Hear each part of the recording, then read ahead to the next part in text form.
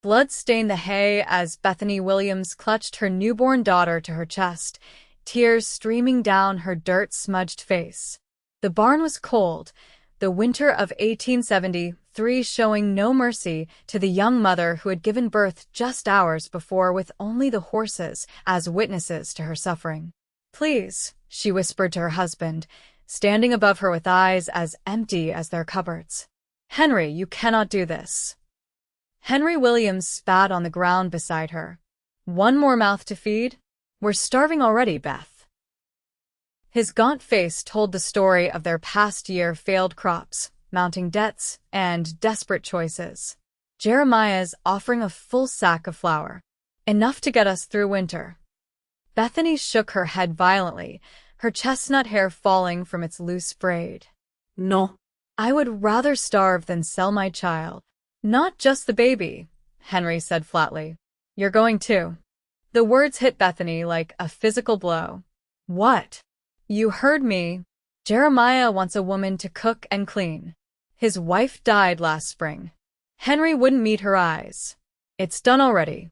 He's coming at noon." Bethany's world collapsed around her. The husband she had trusted, the man she had followed west with dreams of building something together, had sold her and their newborn daughter for a sack of flour. Hours later, she sat numb in the back of Jeremiah Sullivan's wagon, her tiny daughter swaddled against the bitter cold, watching as Henry carried the heavy flour sack into their cabin without a backward glance. "Be grateful," Jeremiah growled as he snapped the reins. "Most men wouldn't take a woman with a squalling babe." Bethany said nothing, her tears frozen on her cheeks as they traveled the rutted road toward the unknown. She glanced down at her daughter's face, peaceful in sleep despite the jolting wagon.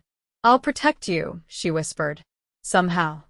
3 days into their journey, they stopped at a trading post where Jeremiah drank heavily while Bethany huddled in the wagon with her daughter, now named Hope, the one thing Bethany clung to despite everything. "Get in here, woman," Jeremiah bellowed from the doorway of the trading post. "Show these men what I got for my flour." Shame and fear warred within Bethany as she reluctantly climbed down, clutching Hope to her chest. She had barely taken 3 steps when a commotion erupted inside. "Sullivan, you miserable snake!" A deep voice thundered before a tall figure burst through the door, nearly colliding with Bethany. The man before her stood over 6 feet, broad-shouldered, and imposing in a worn leather coat. His face, partially shadowed by a wide-brimmed hat, bore a scar that ran from his right temple to his jaw, but it was his eyes that held Bethany's attention, piercing blue and filled with barely contained fury. "Quinn Blackwood," someone whispered behind her, the name rippling through the small crowd that had gathered. Jeremiah staggered out, his face flushed with whiskey and rage. "Stay out of my business, Blackwood. I paid fair and square for her." Quinn Blackwood's gaze shifted to Bethany and the bundle in her arms. Something flickered across his face, recognition, perhaps, of the desperation in her eyes. "How much?" Quinn asked, his voice deceptively quiet. "She ain't for sale," Jeremiah slurred. "Everything's for sale at the right price," Quinn countered, reaching into his coat to pull out a leather pouch that clinked heavily. "Name it." Jeremiah's eyes gleamed with greed. $500. Without hesitation, Quinn counted out the sum and held it out. "Take it and leave. Alone." "You're a fool," Jeremiah laughed, snatching the money. "She ain't worth half that, especially with the brat." "That's my concern, not yours." Quinn's hand moved to rest on the pistol at his hip. "Now get." Bethany watched in disbelief as Jeremiah mounted his horse and rode away without a second glance, leaving her standing with her newborn and a stranger who had just paid a small fortune for them. "I'm not property to be bought and sold," Bethany said, finding her voice at last. It came out stronger than she expected, fueled by days of fear and anger. Quinn's expression softened slightly. "No, madam, you're not. Consider the money a loan if you prefer." "A loan I have no means to repay." Then consider it an investment. He gestured toward a wagon laden with supplies. I'm headed to my ranch about 2 days west of here. You're welcome to come along.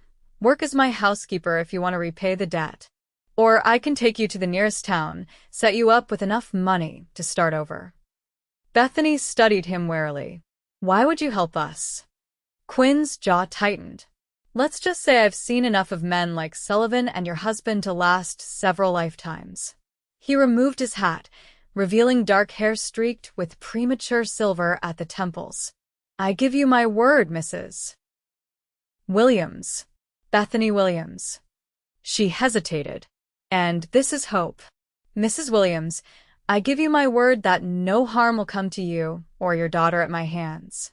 You'll have a roof, food, and safety. What happens beyond that is your choice. Hope began to fuss, her tiny face scrunching up as she awakened. Bethany gently rocked her, considering her options, which were painfully few. This man was a stranger, but he had just spent a small fortune to free her from Jeremiah. Your ranch, she said finally. We'll go to your ranch. Quinn nodded, replacing his hat. We'll stay here tonight. You'll have your own room. We'll set out at first light. That night, in a small but clean room above the trading post, Bethany sat on the bed nursing hope while trying to make sense of the day's events. How had her life changed so dramatically in such a short time? From a wife to property to... What was she now? A gentle knock at the door startled her. Mrs. Williams? I've brought some things you might need. Quinn's deep voice came through the door. Adjusting her clothing, Bethany called for him to enter. Quinn stepped inside, his arms full of packages which he placed carefully on a small table. Clothes for you, some things for the baby, he explained, keeping his distance. The trading post doesn't have much, but it should do until we reach civilization. Bethany stared at the parcels. Mr. Blackwood, Quinn, he corrected. Mr. Blackwood was my father. Quinn, then. I don't understand why you're doing this. He was quiet for a moment, his eyes focusing on some distant point beyond the small window. 6 years ago, my sister found herself in circumstances not unlike yours. Her husband traded her to settle a gambling debt. His voice hardened.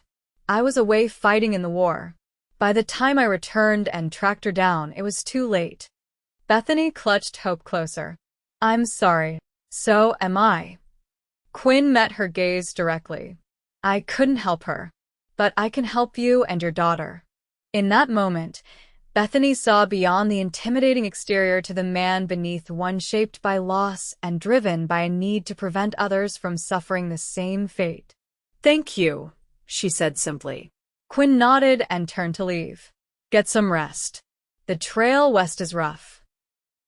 The journey to Quinn's ranch took 3 days, not 2, due to spring rains that turned the trails to mud. During those days, Bethany learned that Quinn Blackwood was a man of few words but constant vigilance. His eyes seemed to take in everything, from the way the clouds gathered on the horizon to the subtle signs of wildlife along their path. He was careful to maintain a respectful distance, yet she often caught him watching her with hope, a strange expression on his face that vanished the moment he realized she had noticed. Have you been in Texas long? Bethany asked on the second day, trying to break the silence that stretched between them. Since '67, he replied, eyes on the trail ahead. Came back from the war with nothing but nightmares and a handful of scars. Worked cattle drives, saved enough to buy land when prices fell. And now you have a ranch. A slight smile touched his lips. The Broken Arrow. Not the biggest spread, but it's mine. Good water. Decent grazing. Been building it up for 5 years now. Alone. The question slipped out before Bethany could stop it. Quinn's hands tightened on the reins. My foreman, Buck, lives in the bunkhouse with 3 hands. The main house has been waiting. On the afternoon of the 3rd day, they crested a hill and Bethany saw the Broken Arrow spread out below them, a sturdy 2-story house of timber and stone, a large barn, corrals, and several outbuildings, all nestled in a valley with a creek running through it. Cattle dotted the green pastures, and horses grazed in a fenced meadow. "It's beautiful," Bethany whispered, genuinely impressed. Pride flickered across Quinn's face. "It's home." As they approached, a man emerged from the barn, tall and lean with graying hair beneath a battered hat. He watched their arrival with undisguised curiosity. "That's Buck," Quinn explained. "Been with me since the beginning." Quinn pulled the wagon to a stop in front of the house and jumped down, moving around to help Bethany. She hesitated, suddenly uncertain. What was she doing here, at a stranger's ranch with her newborn child? "Mrs. Williams?" Quinn held out his hand, steady and patient. Taking a deep breath, Bethany accepted his help, carefully climbing down with hope cradled against her. "Buck," Quinn called. "Come meet Mrs. Williams and her daughter. They'll be staying with us." Buck approached, removing his hat. His weathered face revealed nothing, but his eyes were kind as they rested briefly on Hope. "Madam," he said with a nod, "welcome to the Broken Arrow." "Thank you," Bethany replied, feeling awkward and out of place. "Buck, have Jose bring Mrs. Williams's things to the east bedroom," Quinn instructed. "And tell Maria we'll need warm water and whatever supplies she can gather for the baby." "Maria?" Bethany asked as Buck moved off to carry out the orders. "Buck's wife. She helps with the cooking and keeping the house in order when I'm away." Quinn guided Bethany toward the house. "She'll be glad for your company, I expect. Not many women out this way." The main house was surprisingly well built and comfortably furnished, though clearly lacking a woman's touch. The large central room served as both parlor and dining area, with a massive stone fireplace dominating one wall. A staircase led to the upper floor, and several doors opened off the main room. "This way." Quinn led her to a door at the back of the house. "This will be your room. It has its own entrance if you want privacy." The room was spacious and clean, with a large bed, a dresser, and a small table with 2 chairs near a window that overlooked a kitchen garden. A door in the far wall presumably led outside. "The bathroom is through there." Quinn pointed to another door. "It's shared with the next room, but that's empty. There's a pump for water, and we keep the copper boiler going most days." Bethany turned slowly, taking it all in. After months of hardship in a one-room cabin with Henry, this room alone seemed palatial. "This is more than generous," she said softly. Quinn shifted uncomfortably. "It's nothing fancy, but it should serve. I'll have Maria bring up some hot water so you can wash up. Dinner's at 6. With that, he left her alone to settle in. Bethany sat on the edge of the bed, Hope sleeping peacefully in her arms, and for the first time in days, allowed herself to breathe. Maria arrived shortly after, a plump, motherly woman with a warm smile and capable hands. She cooed over Hope, helped Bethany bathe and change, and assured her that everything would be provided for the baby. "Mr. Quinn, he is a good man," Maria told her as she laid out clean clothes. "Very private, very proud, but a good heart. You are safe here." Bethany wanted to believe her. She needed to believe her. That evening at dinner, Bethany met the rest of the ranch hands. Jose, Maria's son, a young man with quick hands and a quicker smile. Elijah, a former slave from Louisiana with shoulders like a bull and a voice as deep as a well. And Tom, barely 20, freckle-faced and eager to please. The conversation flowed around her as the men discussed cattle, horses, and the coming spring roundup. Quinn spoke little but listened intently, occasionally asking a question or giving an instruction. Bethany observed him carefully. In this setting, surrounded by men who clearly respected him, Quinn Blackwood seemed more at ease, though still reserved. After dinner, as the men drifted off to the bunkhouse, Quinn lingered, watching as Bethany gently rocked Hope. "If there's anything you need, anything at all, you have only to ask," he said. "I know this isn't what you planned for your life, but I hope you can find some peace here." Bethany looked up at him, struck by the sincerity in his voice. "Why are you really doing this, Quinn? The truth, please." He was silent for a long moment. "Because 17 years ago, I made a promise to my sister that I'd never stand by while someone suffered if I could help. And because everyone deserves a second chance." His eyes met hers. "Even me." Before she could respond, he bid her good night and disappeared upstairs, leaving Bethany with more questions than answers about the man who had rescued her. The days that followed established a routine. Bethany took over the household duties from Maria, who was glad to focus on cooking and the vegetable garden. Hope thrived in the clean air and peaceful surroundings, growing stronger each day. Quinn spent most daylight hours working with the cattle or horses, returning each evening dusty and tired. Bethany learned more about him through observation and the occasional stories shared by Buck or the other hands.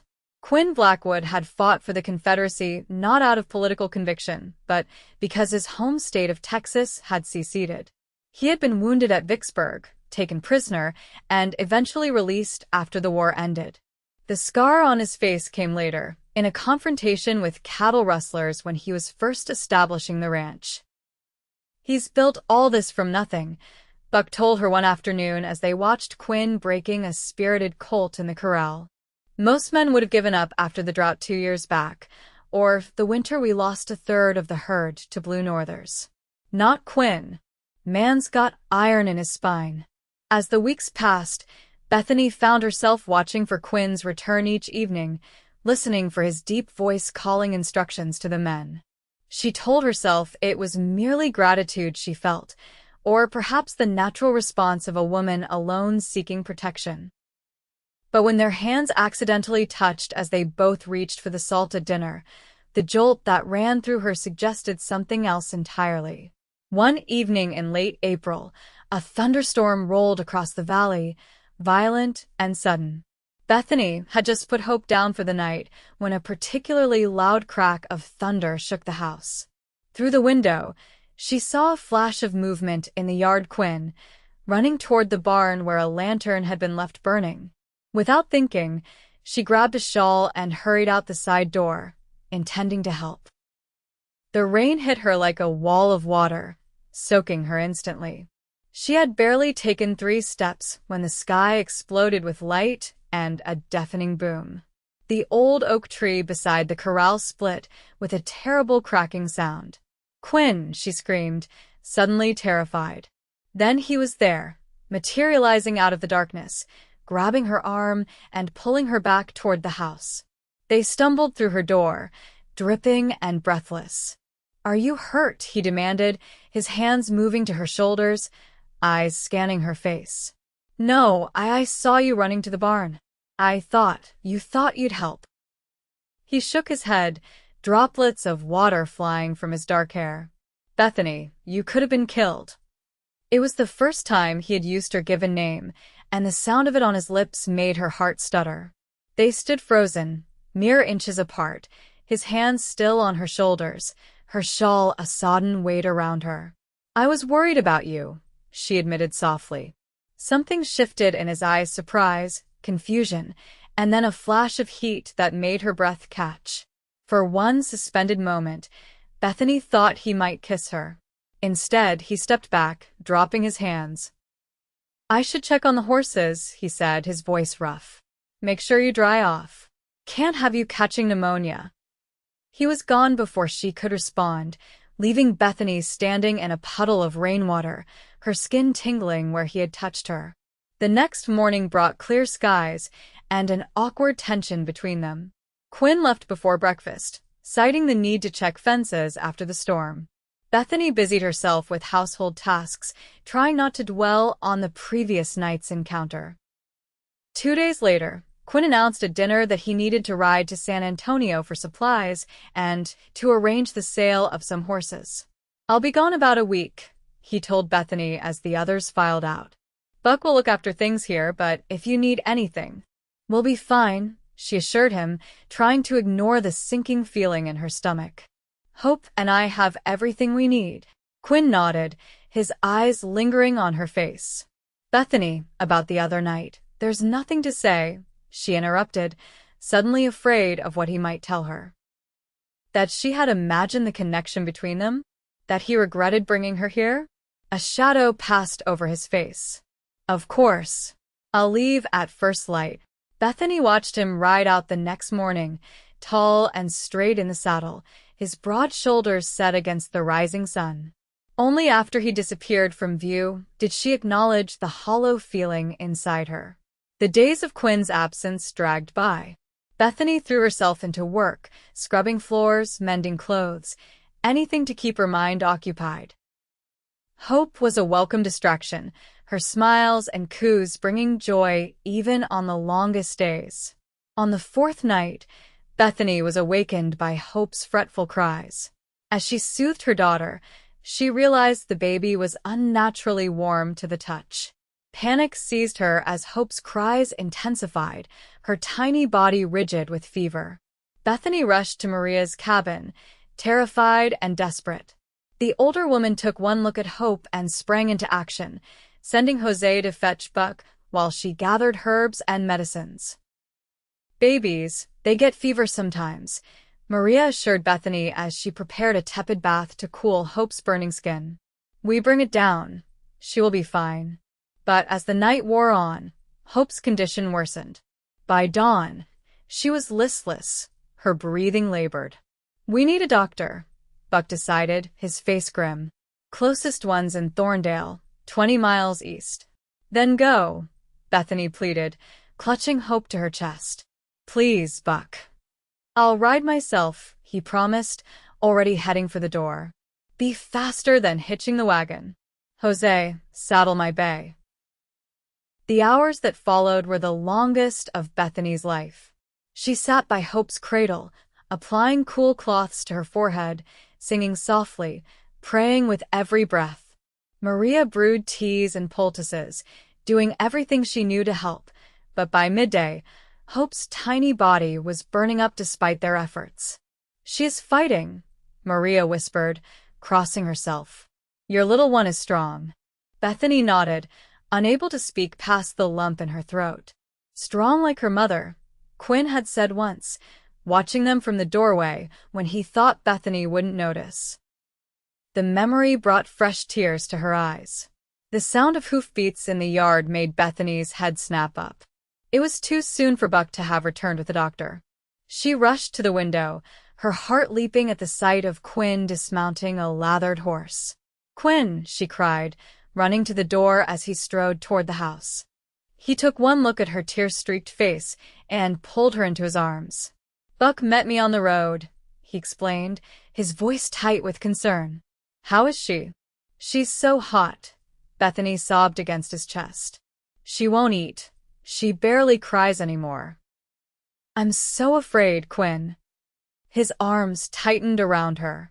I've brought medicine from San Antonio, and I've sent riders for 2 doctors, not just the one in Thorndale. Gently disengaging from her, Quinn hurried to his saddlebags and pulled out several bottles and packets. The apothecary said this might help bring down fever in infants, he explained, handing them to Maria, who had appeared at the doorway. For the next hours, Quinn stayed by Bethany's side as they fought for Hope's life. He supported Bethany when she was too exhausted to stand, held Hope while Bethany mixed the medicines, and never once suggested that the outcome might be anything but favorable. As night fell again, the doctor from Thorndale finally arrived. He examined Hope thoroughly, his weathered face giving nothing away until he straightened up with a slight nod. She's over the worst of it, he pronounced. The fever's breaking. Whatever you've been giving her, keep it up.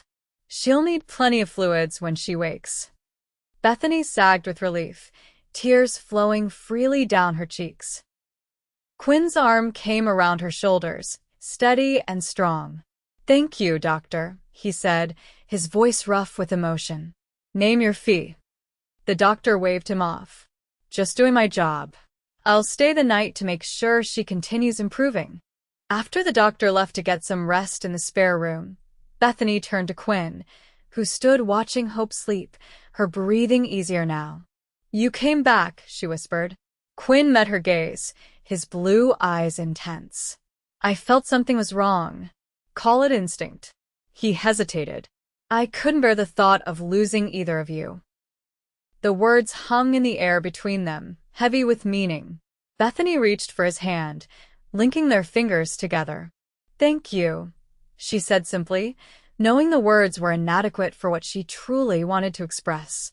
Quinn squeezed her hand gently. Get some rest. I'll watch over Hope. Bethany hesitated, then stood on tiptoe and pressed a soft kiss to his cheek before retreating to her room, leaving Quinn standing by the cradle, his fingers touching the spot where her lips had been. Hope recovered quickly after that night, her natural resilience asserting itself. Within days, she was smiling again, reaching for Bethany's face with tiny hands that seemed to grow stronger by the hour. Something had shifted between Bethany and Quinn as well. The careful distance he had maintained began to dissolve. He sought her company in the evenings, sitting on the porch as the sun set, talking about his plans for the ranch, asking about her life before Henry. Bethany found herself opening up, telling him about her childhood in Tennessee, her dreams of becoming a teacher before she met Henry at 17 and married him less than a year later. He wasn't always cruel, she admitted one evening. When we first came west, he was full of ambition and big plans. But each failure hardened him. The drought, the grasshoppers, the winter that nearly killed us all. By the time Hope was born, there was nothing left of the man I married. Quinn listened without judgment, his eyes reflecting the fading light. People show their true character in hardship, he said quietly. Some break, some bend, some grow stronger. And some sell their wives for flour, Bethany added with a bitterness that surprised her. Quinn's hand covered hers where it rested on the porch railing. I'm sorry for what he did to you. But selfishly, I can't regret that it brought you here. Their eyes met, and Bethany felt a warmth spread through her that had nothing to do with the mild spring evening. Neither can I, she whispered. As May turned to June, life at the Broken Arrow fell into a pleasant rhythm. Bethany took charge of the household completely, transforming the bachelor's quarters into a true home. Quinn expanded the vegetable garden for her, built a chicken coop, and spent evenings crafting a rocking chair for the porch where she could sit with Hope. The ranch hands adopted Hope as a collective niece, bringing her small treasures: a carved wooden horse from Elijah, a tiny quilt sewn by Maria, a silver rattle that Tom traded 3 months' wages to acquire. Even Buck, stoic and reserved, was known to make silly faces when he thought no one was watching, delighting in Hope's giggles. One particularly hot afternoon, Bethany was hanging laundry when she heard hoofbeats approaching. Shading her eyes against the sun, she was surprised to see Quinn riding in, hours before he usually returned from working with the cattle. Is everything all right? She called as he dismounted. Quinn grinned, an expression that transformed his scarred face into something truly handsome. Better than all right. We just closed a deal to supply Army outposts with beef through the winter. Best price I've ever negotiated. Quinn, that's wonderful, Bethany exclaimed, genuinely pleased for him. I thought we might celebrate, he said, suddenly looking a bit nervous. There's a spot by the creek, about a mile upstream. Good shade, nice breeze. Thought maybe you and Ho might like a picnic. Bethany blinked in surprise. In all their time at the ranch, Quinn had never suggested anything resembling a social outing. That sounds lovely, she replied, trying to contain her smile. Give me a few minutes to finish this and pack something to eat. An hour later, they were settled on a blanket beneath a stand of cottonwoods, the creek burbling nearby. Hope lay on her back, fascinated by the dappled sunlight filtering through the leaves above. Quinn stretched out his long legs, more relaxed than Bethany had ever seen him. This place saved me, he said suddenly, gazing at the water. After the war, after Sarah, my sister, I was lost. Angry. Looking for fights I couldn't win. He glanced at Bethany. Buck pulled me out of a barroom brawl in San Antonio, said if I was determined to die, I might as well do it working for him instead of bleeding out in some saloon. Bethany listened, sensing he needed to share this part of himself. He brought me here, to this valley. It was just a broken-down line shack then, barely standing. But there was something about it. Quinn's voice softened. First night here, I slept without nightmares for the first time in years. Knew then I had to have it. How did you end up owning it instead of Buck? Quinn smiled slightly. Buck never wanted to be tied down. He's a born foreman, not an owner. When I scraped together enough to buy the place, he stayed on, said someone had to keep me from running it into the ground. You've built something remarkable, Bethany said sincerely. It was just land and cattle until recently, Quinn replied, his eyes finding hers. Now it's starting to feel like a home. The words hung between them, full of possibility. Bethany's heart quickened as Quinn shifted closer, his hand coming up to brush a strand of hair from her face. Bethany, he began, his voice low and serious, I know you came here out of necessity, not choice. And I promised you could stay as long as you wished, no obligations. I stand by that promise. But, she prompted when he hesitated, but I find myself hoping you might choose to stay for reasons beyond necessity. His blue eyes searched hers. I care for you. For hope. More than I thought possible. Bethany's breath caught. Quinn, whatever she might have said, was interrupted by Hope's sudden cry. The baby had rolled onto her stomach and was clearly unhappy about it. Both adults moved to help, the moment broken. As Quinn gently turned Hope over, his large hands impossibly careful with her tiny body, Bethany watched him with a swelling heart. This was a man unlike any she had known, strong yet gentle, commanding yet kind. A man who had saved her when she was at her lowest, who had never asked for anything in return. A man she was falling in love with. The realization should have frightened her. Instead, it felt like coming home after a long journey. They rode back to the ranch in companionable silence, the unfinished conversation hovering between them like a promise for later. But later never came that day. Upon their return, they found Buck waiting with news that rustlers had been spotted near the north pasture. Quinn rode out immediately with the hands, returning well after midnight. The next morning brought chaos as a summer storm damaged the barn roof, requiring all hands to repair it before more rain threatened. Day after day, something demanded attention, pushing personal matters aside. A week later, Quinn announced he needed to travel to Austin on business related to the Army contract. I'll be gone 3 days for at most, he told Bethany the night before his departure. They sat on the porch, watching fireflies rise from the grass as darkness fell. Hope was already asleep inside.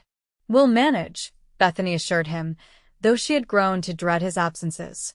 Quinn was quiet for a moment, then reached into his pocket.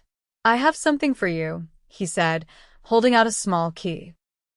It's to the strongbox in my office. There's money inside and papers. Bethany frowned, not taking it. Why are you giving me this? Because I want you to know you have choices. His expression was solemn in the fading light. If anything happened to me, or if you ever decided to leave, there's enough there to start over somewhere else. I don't want to leave, Bethany said, the words tumbling out before she could stop them. Quinn's eyes darkened. You say that now. But I need you to know you're not trapped here. You're free to go whenever you wish. He pressed the key into her hand, closing her fingers around it. You're not property, Bethany. Not to be bought or sold. Not by Henry, not by Sullivan, and not by me. She understood then. This was his way of proving that his intentions were honorable, that he truly wanted her to stay by choice, not necessity. Thank you, she said softly, pocketing the key. But I hope I never need to use it. Quinn departed at dawn, leaving Bethany with an unsettled feeling. Their relationship was changing, evolving into something deeper, but neither had put it into words yet. Would he return ready to speak plainly about his feelings? Was she ready to hear them? The first day of Quinn's absence passed uneventfully. The second brought an unexpected visitor. Bethany was in the kitchen garden, Hope napping nearby in a basket under the shade of an apple tree, when she heard the crunch of approaching hooves. Looking up, she saw a rider coming down the road, a lean figure on a dun horse, familiar in a way that sent ice through her veins. Henry. Bethany froze, one hand on her trowel, the other instinctively moving toward Hope. How had he found her? What could he possibly want? Henry reined in his horse at the garden fence, his gaunt face even more hollow than she remembered. His eyes, once a warm brown, now looked muddy and dull as they fixed on Hope. "So the brat lived," he said by way of greeting. Bethany stood slowly, positioning herself between Henry and her daughter. "What are you doing here, Henry?" He dismounted awkwardly, favoring his left leg. "Heard talk in town about a fancy rancher who bought a woman and baby off Jeremiah Sullivan. Thought it might be you." His lips twisted in a humorless smile. "Didn't take you long to find another man's bed, did it?" Anger flashed through Bethany, burning away her fear. "You sold us for flour," she said, her voice steady despite her racing heart. "You gave up any right to judge me." Henry spat into the dust. "That flour saved my life. But now I'm thinking I made a mistake." His eyes narrowed as they took in the prosperous ranch. "Blackwood's got money. He can pay to keep what's mine." "We are not yours," Bethany said, her hand tightening on the trowel. "You traded us away. There's no taking that back." "The law says different," Henry countered. "You're still my wife. The child's still mine. Unless you got papers saying otherwise." Cold dread settled in Bethany's stomach. She had no papers, no divorce.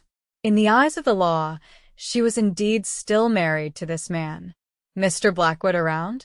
Henry asked, glancing toward the main house. "Think he and I need to have a conversation about compensation." "Quinn's not here," Bethany replied, trying to keep her voice level. "And you need to leave. Now." Henry took a step closer, his face darkening. "Don't you tell me what to do, woman. I rode 3 days to get here, and I ain't leaving empty-handed." Bethany backed away, her pulse pounding. Where was Buck? The other hands? They had ridden out at dawn to check fences, but surely someone was nearby. "What do you want, Henry?" she asked, playing for time. "What's owed me?" he snarled. "You ran off with Jeremiah, left me alone with a failing farm. Then Blackwood stole you both. Seems to me he owes me for the theft." "It wasn't theft when you sold us," Bethany reminded him, anger giving her courage. "You made your choice. Now live with it." Henry's face contorted with rage. He lunged forward, grabbing Bethany's arm with bruising force. "You always were too mouthy for your own good." Hope chose that moment to wake, her cries piercing the air. Henry's head snapped toward the sound, momentarily distracted. Bethany seized the opportunity, wrenching free and swinging the trowel at his face. Metal connected with flesh. Henry howled, staggering back with blood streaming from a gash across his cheek. "You'll pay for that," he growled, reaching for her again. The distinctive click of a rifle being cocked froze them both. "I wouldn't." Buck's voice came from the edge of the garden.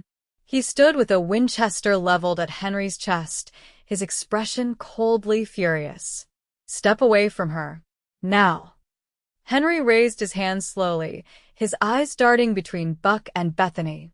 "This is between me and my wife." "Ex-wife," came another voice, and Bethany turned to see Quinn dismounting from his horse, his face like thunder. "And you're trespassing on my land." Relief flooded Bethany. Quinn was back early. Somehow, he had known she needed him. Quinn strode forward, stopping beside Bethany. His hand came to rest at the small of her back, a silent reassurance of his presence. "Mr. Williams," Quinn said, his voice deceptively calm, "I understand you believe you have some claim here." "You don't." Henry sneered, though his bravado was clearly shaken by the rifle still trained on him. She's my lawful wife. The law's on my side. Actually, it isn't. Quinn reached into his coat and pulled out a folded document. I've just come from Austin, where Judge Thornton was kind enough to expedite these papers. A divorce, on grounds of abandonment and cruelty. Bethany stared at Quinn in shock. How? I filed the petition weeks ago, Quinn explained, his eyes never leaving Henry. Wanted to surprise you when it was final. The judge signed it yesterday. Henry's face twisted with rage. You can't do that without my consent. In Texas, a man who sells his wife and child is considered to have abandoned them. Quinn replied coldly. No consent required. Hope's cries grew more insistent. Bethany moved to pick her up, cradling her close. Quinn stepped in front of them, physically blocking Henry's view. You have a choice, Williams, Quinn said, his voice dropping to a dangerous pitch. Leave now, never return, and I'll forget this happened. Or stay and face charges for assault, trespassing, and attempted extortion. Henry's eyes darted from Quinn to Buck's rifle, calculating his odds. Finally, he spat on the ground. Keep her. Ain't worth the trouble anyway.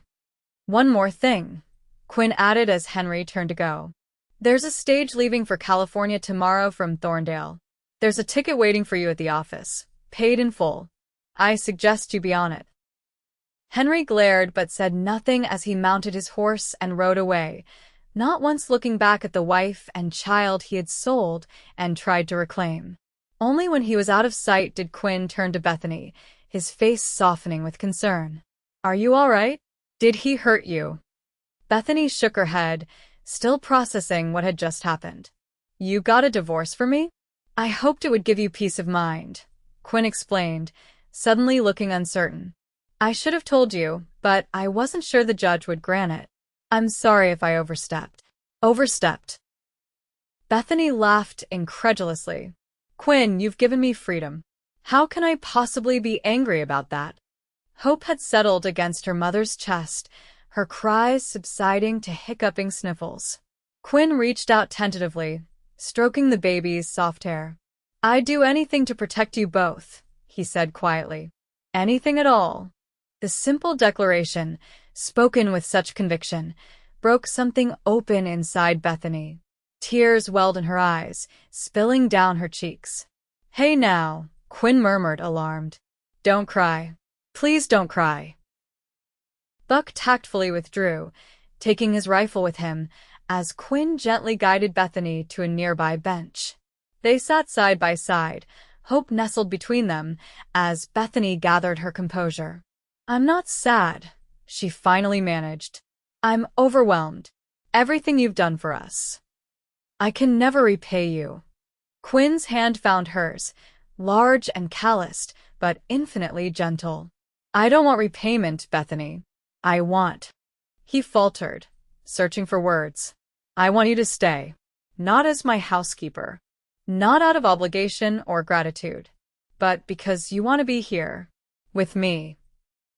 Bethany looked into his eyes, seeing all the emotions he struggled to express: hope, fear, and something deeper that made her heart race. Are you asking me to marry you, Quinn Blackwood? She whispered. A slow smile spread across his face, transforming it. I'm asking if you could love a scarred, stubborn rancher who's already hopelessly in love with you and your daughter. Joy bubbled up inside Bethany, bright and effervescent. I already do, she confessed. I have for weeks now. Quinn's breath caught. Carefully, mindful of hope between them, he leaned forward until his forehead rested against Bethany's. Then yes, Bethany Williams, I am asking you to marry me. To make this ranch a true home. To raise Hope as our daughter, and perhaps give her brothers and sisters someday. Yes, Bethany breathed, her heart so full it might burst. Yes to all of it. Quinn closed the final distance between them, his lips meeting hers in a kiss that was gentle yet filled with promise of love, of family, of a future neither had dared imagine until now. That evening, the entire ranch celebrated. Maria prepared a feast, Buck broke out a bottle of whiskey he'd been saving for a special occasion, and even the usually reserved Elijah led them all in a toast to the future, Mrs. Blackwood. As twilight deepened into night, Bethany stood on the porch, Hope sleeping peacefully in her cradle inside. Quinn's arms encircled her from behind, his chin resting on her head as they gazed out at the land that had become their home. "I never thought I could be this happy," Bethany admitted softly. "After everything with Henry, I was so afraid." Quinn's arms tightened around her. "You're the bravest person I know. You survived being sold, being uprooted, nearly losing hope. You faced down Henry with nothing but a garden trowel." Bethany laughed softly. "Not my finest moment." "I disagree." Quinn turned her in his arms to face him. "That's the woman I fell in love with. Fierce, protective, willing to fight for what matters." Bethany reached up to trace the scar on his face, the mark she had come to see as a badge of his own survival. "We're quite a pair, aren't we? Both a little broken, both fighters." "Not broken," Quinn corrected gently. "Just tested. And we passed." He kissed her forehead. "I keep thinking about how many things had to align for us to find each other. If I hadn't been at that trading post the day Sullivan brought you in, if Henry hadn't sold us for flour, if Buck hadn't pulled me out of that bar fight years ago." They stood silent for a moment, contemplating the strange, winding paths that had led them to each other. "I used to curse my fate," Bethany said finally. "Now I can only be grateful for it." Quinn lowered his head to kiss her properly, his lips warm and sure against hers. "I love you, Bethany. You and Hope are the greatest blessings of my life. And you are ours," she whispered against his mouth. "Our protector, our home, our future." 2 months later, on a perfect September morning, Bethany became Mrs. Quinn Blackwood in a simple ceremony on the ranch. Hope, now almost 6 months old and sitting up on her own, watched from Maria's lap as her mother and the man who had become her father exchanged vows beneath an arch of wildflowers. Buck stood as Quinn's best man, beaming with pride. The ranch hands had polished their boots and combed their hair, standing awkwardly but happily as witnesses. Even the town doctor, who had saved Hope's life, made the journey to attend. Bethany wore a dress of pale blue silk that Quinn had ordered specially from San Antonio, her chestnut hair adorned with flowers from the garden she had planted. Quinn, usually seen in work clothes and dusty boots, cut a striking figure in a new black suit, his dark hair freshly trimmed. As they spoke their vows, promising to love and cherish each other for all their days, Bethany felt a sense of rightness settle over her. This was where she belonged, with this man, on this land, building a life together. The celebration that followed lasted well into the night, with music and dancing, food and laughter. Quinn surprised Bethany by revealing that he had expanded the main house while she was distracted with wedding preparations, adding 2 more bedrooms for the family we hoped to have. Later, after the guests had departed and Hope was sleeping peacefully in her new nursery, Quinn carried Bethany across the threshold of their bedroom, no longer just his, but theirs.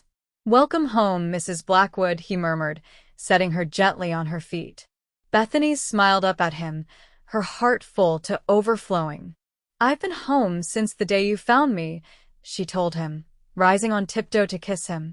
"You are my home, Quinn. You always will be." As autumn turned to winter, the broken arrow prospered. The Army contract brought stability and profit, allowing Quinn to hire more hands and expand their operations. Bethany flourished as the mistress of the ranch, her natural intelligence and organizational skills complementing Quinn's knowledge of cattle and horses. Hope grew stronger each day, taking her first steps just before Christmas, toddling unsteadily from Bethany to Quinn with a triumphant giggle. The sound of her laughter filled the house that had once been so quiet, bringing joy to everyone on the ranch. In February, Bethany shared news that brought tears to Quinn's eyes. They were expecting a child of their own, due in late summer. Quinn lifted her off her feet, spinning her around the kitchen while Buck and Maria exchanged knowing smiles. "Hope we'll have a brother or sister," Quinn said in wonder, his hand gentle on Bethany's still flat stomach. "Our family is growing." "Our family has been growing since the day you found us at that trading post," Bethany replied, covering his hand with hers. "This is just the next chapter." On a warm August evening in 1874, exactly 1 year after Quinn had proposed, Bethany gave birth to a son they named James Buckley Blackwood, honoring both Quinn's father and the man who had been like a father to Quinn himself. As Quinn held his son for the first time, with hope clinging to his leg demanding to see her brother, he looked at Bethany with eyes that shone with unshed tears. "From a sack of flour to all of this," he said softly. "Who could have imagined?" Bethany smiled tiredly from the bed, her heart so full it seemed impossible to contain.